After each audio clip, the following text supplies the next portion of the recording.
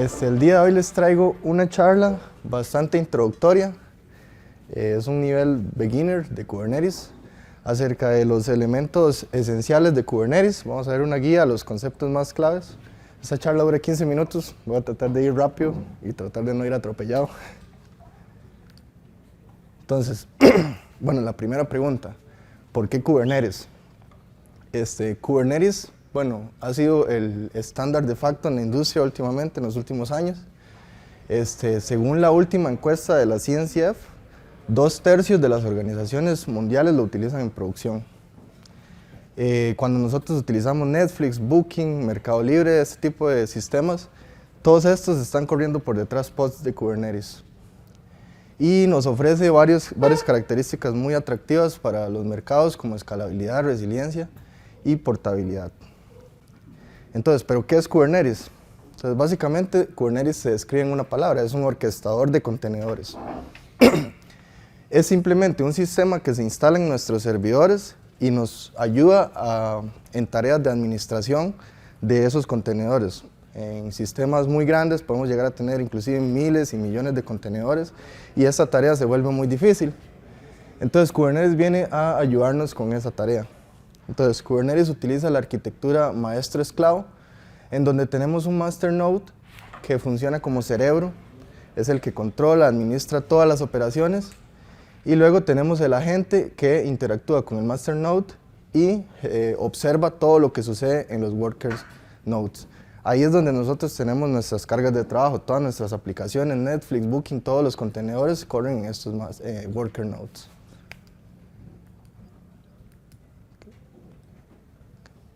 Aquí se ve bastante grande. Un diagrama de la arquitectura, vamos a ir como repasando poco a poco los componentes que lo conforman. El principal de todos es el Kube API Server que se encuentra en el control plane. En este caso el control plane es nuestro cerebro. El Kube API Server es simplemente un API REST. Entonces, otros componentes como el kubelet interactúan a través de ese API para enviar instrucciones a Kubernetes y que el control plane los ejecute. El scheduler es el que se encarga de gestionar los deployments. Cada vez que nosotros queremos desplegar una aplicación, el scheduler se encarga de observar cómo están los worker nodes y ver en dónde metemos esa aplicación, ¿verdad? Dependiendo del espacio, los recursos y demás. El controller manager es el que se encarga de observar que el estado que nosotros le pedimos a Kubernetes se cumpla siempre.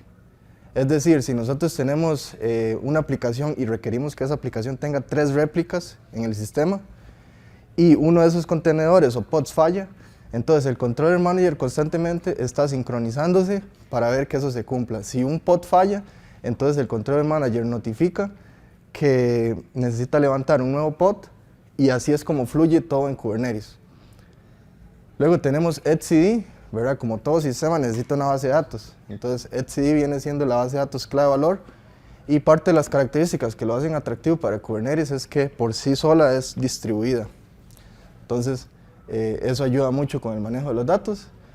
Y otro componente muy importante es el Cloud Controller Manager, que se encarga de interactuar con los servicios de la nube. Hay algunos objetos de Kubernetes que requieren que creemos recursos en cloud providers y este segmento acá nos ayuda a realizar esa tarea.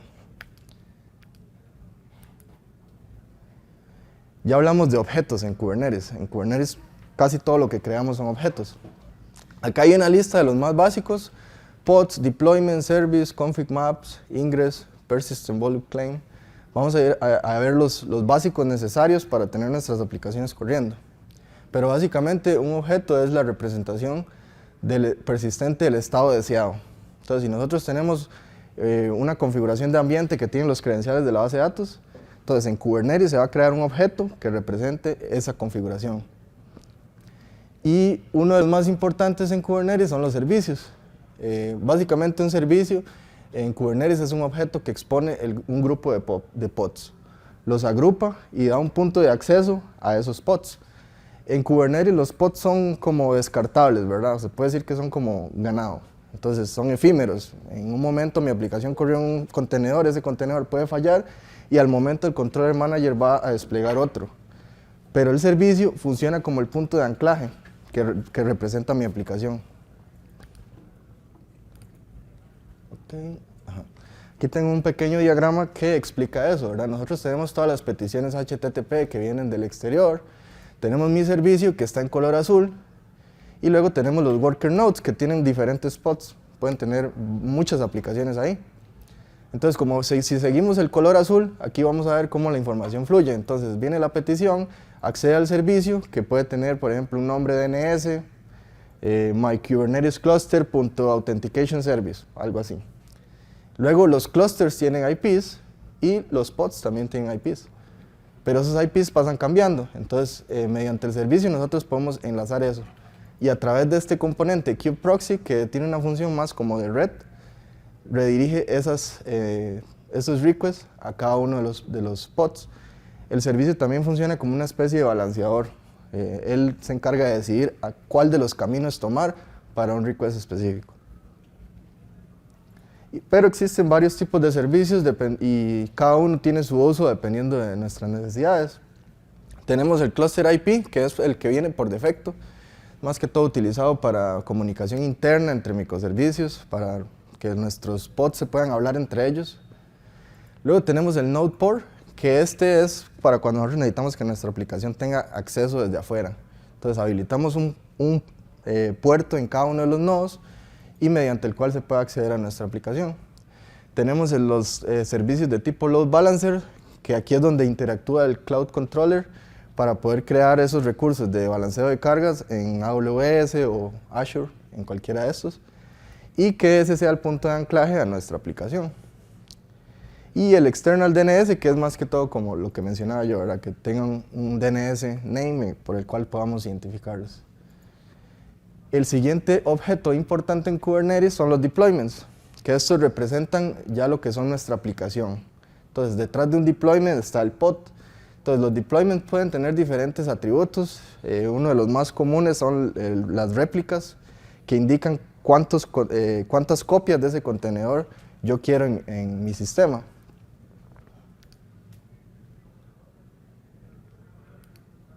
Okay. Pero existen varias formas de desplegar aplicaciones en Kubernetes. Ya hablamos del deployment, que se usa más que todo para web apps, microservicios, pero también existen otros. Por ejemplo, el stateful set se utiliza más que todo para base de datos y la característica principal de este es de que mantiene la información de manera persistente.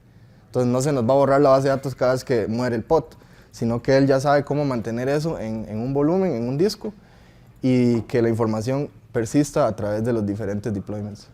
Tenemos el daemon set, que básicamente lo que hace es garantizar que en todos nuestros nodos, ¿verdad?, que al final vienen siendo servidores, tengamos al menos un pod de lo que estemos desplegando. Se utiliza principalmente para cuestiones de logs y monitoreo, por ejemplo, Prometheus, todo eso que tenemos recolectando métricas, necesitamos que esté en todos los nodos, no nos puede faltar. Entonces, para eso utilizamos cosas como el daemon set. Tenemos los jobs, que son para procesos únicos. Si necesitamos correr algún proceso, un script, algo que sea solo one runtime, utilizamos job. Cron job, lo mismo, pero para tareas repetitivas. Si necesitamos que alguna tarea se corra todos los días a la medianoche, por ejemplo, entonces podemos utilizar cron job. Y el pod, que es lo más básico, ¿verdad? En vez de crear un deployment, creamos un pod crudo, por así decirlo, y se utiliza más que todo para pruebas, debugging. No es muy común tenerlo en sistemas ya en producción, porque para eso tenemos todas las opciones anteriores. Entonces, ahora ya hablamos de cómo exponer nuestras aplicaciones, cómo desplegarlas, pero siempre necesitamos configuración. Necesitamos variables de entorno, bases de datos, credenciales, secretos.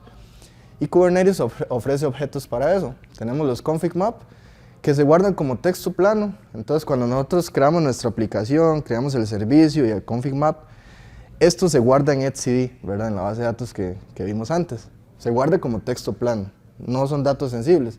Pero también Kubernetes ofrece los secrets, que ya estos están por defecto codificados en base 64, pero también Kubernetes ofrece bastantes opciones de configuración. Podemos encriptar eso de múltiples maneras, ya inclusive la comunidad ha desarrollado sus propios sistemas para mejorar la seguridad y demás. Y acá, bueno, una pequeña nota es que ambos recursos del API de Kubernetes no existen dentro del contenedor hasta que Kubelet, el agente, los inyecta cuando crea el pod. Entonces, cada vez que hacemos un deployment, Kubernetes se encarga de inyectar esas variables, ya sea en memoria. Creo que los secrets se inyectan en memoria.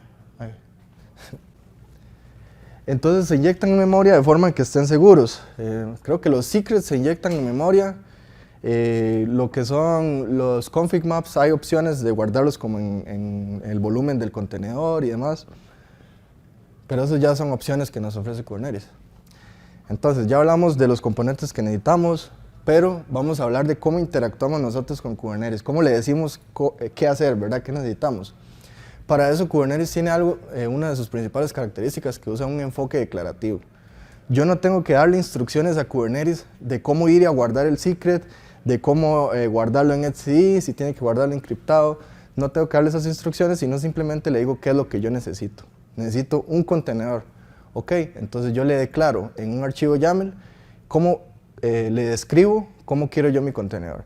Que quiero que tenga una imagen de Nginx, que quiero que tenga el match label Nginx para describirlo y enlazarlo con otros YAMLs, y que tenga este puerto.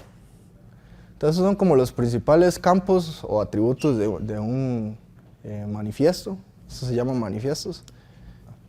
Y aquí vamos a hablar de cómo enlazamos nuestros objetos, ¿verdad? Cómo hacemos que el service vaya a nuestra aplicación, ¿verdad? Cómo hacemos que el config map esté relacionado a nuestra aplicación. Eso lo logramos a través de los tags y los selectores. Entonces, por ejemplo, acá tenemos un service. Declaramos que el selector es app y el nombre es myapp. Entonces, en el deployment, nosotros llegamos y en la sección de match labels le ponemos el label que nosotros queremos enlazar. Y de esa forma, entonces, nuestro service sabe que tiene que enviar el tráfico a este deployment y, por ende, a este contenedor. Lo mismo con los config maps. Para nosotros enlazar una configuración a un deployment y a un servicio, lo hacemos de esta forma. Pero bueno, no todo es bueno, ¿verdad? Entonces acá hice una pequeña tabla de pros y contras de Kubernetes, ya para ir finalizando, que bueno, podemos analizar los pros y contras. Entonces, escalabilidad automática de pods y servicios. Hay conceptos más avanzados de Kubernetes que ya tienen que ver con la parte de escalabilidad. Cuando nuestro tráfico aumenta, nuestro sistema tiene que reaccionar a eso. Entonces, esto es un pro de Kubernetes, alta disponibilidad y resiliencia. Lo que yo mencionaba de que si un pod muere, Kubernetes lo levanta de nuevo, eso es resiliencia. Despliegues declarativos y reproducibles. Yo puedo llegar y tener mi aplicación, desplegarla, y luego puedo utilizar el mismo YAML para desplegarla en otro clúster. Tiene un ecosistema maduro y extensible, ¿verdad? Todo lo que vimos en la charla introductoria también, FluentD, FluentD, todos esos sistemas son parte del ecosistema de Kubernetes, entonces es un ecosistema muy maduro. Tiene una gran comunidad, ¿verdad? Estamos aquí todos en comunidad, vemos un montón de gente que llegó al auditorio, esto se repite a nivel global. Y promueve las buenas prácticas, DevOps y microservicios. Contras, curva de aprendizaje. Kubernetes suele ser bastante abrumador a la hora de empezar, por eso también quise dar esta charla, ir a las bases. Complejidad operativa, imagínense Netflix, el montón de dinero que invierte en los ingenieros DevOps administrando todo el tráfico. Sobrecarga en proyectos pequeños, el famoso overkill, ¿verdad? Cuando utilizar Kubernetes para todo, eso es una broma muy común. Y requiere conocimientos de red y seguridad, costos de recursos pueden crecer muy rápido, el debugging puede ser difícil, y imagínense un montón de YAMLs en un proyecto muy grande, es un toque complejo. Entonces, como esto es una charla básica, aquí agregué una lista por si le quieren tomar fotos, los que son de nivel principiante, son cosas que no pude abarcar en la charla por tiempo, pero que ya son un poco más avanzadas. Tenemos el Horizontal Pod Autoscaler y Vertical Pod Autoscaler, que son formas de que Kubernetes puede crecer bajo la demanda de tráfico. Airbag, que ya tiene que ver con roles de acceso y demás. Service Accounts, temas de seguridad.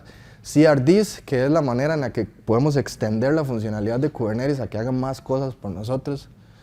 Liveness and Readiness Proof, forma en la que Kubernetes identifica que los pods están vivos o muertos.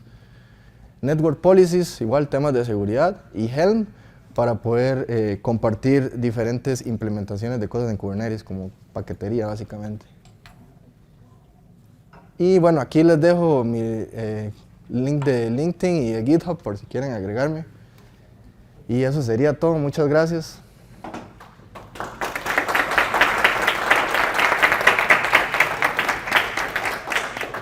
No sé si hay preguntas en la audiencia. ¿Todo claro? El pod no es una máquina virtual. Es que como que no me queda claro, digamos, el pod es como un recurso dentro de la máquina, de la aplicación. Es como el contenedor, es como la unidad más pequeña de Kubernetes. En realidad es como un namespace de red, donde usted puede tener varios contenedores, pero es como la unidad más pequeña. Entonces, en el servidor, ¿verdad? Puede ser un servidor físico, puede ser un servidor en AWS. Usted ahí tira un montón de contenedores y por cada ese contenedor va a haber un pod, que es como una cerquita, ¿verdad? Ese namespace de red lo que hace es que hace que el contenedor se pueda comunicar con los demás, digamos. Pero es nada más como un bordecito que recubre el contenedor, digamos. La unidad más pequeña, véalo así. ¿Alguna otra duda? Ok, estamos. Muchas gracias.